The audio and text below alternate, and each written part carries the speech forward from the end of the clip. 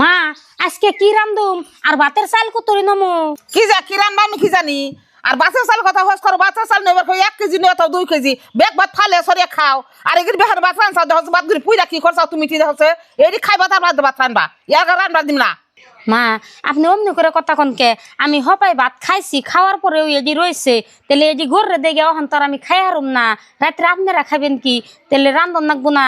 আর ভাত পড়ছে আমি তো রান্ধি নাই বাইতে আগে কোনদিন, সেই জন্য বুঝি নে ওখান যে রান্ধুম জাল কম কম দিমনি যাতে না পুড়ে। তুমি না ডেইলি খাও ভাত পুরবো না কালকে না ভাত রান্না দেখা দিলাম কেমন করে ভাত রান্না নাগে।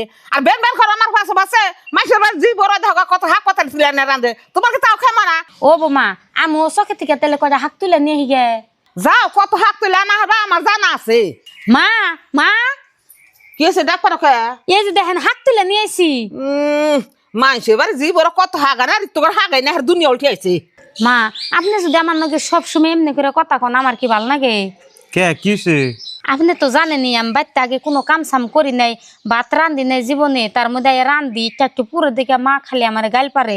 আবার আজকে হাক তুলে নিয়েছি, মা খুশি হওয়া বাদ দিয়ে আমার নাকি কেমন করতেছে।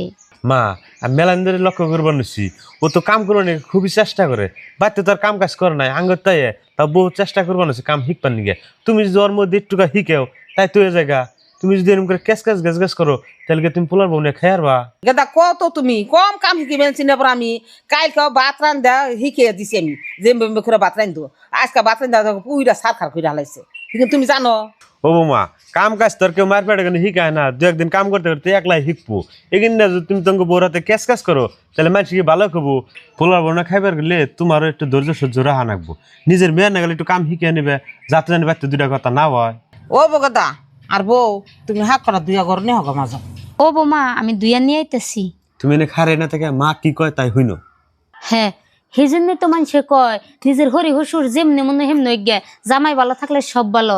নিজের জামাই যদি ভালো থাকে সেই সংসারে যতই কষ্ট হয়ে গে তার টিকা থাকুন যায়।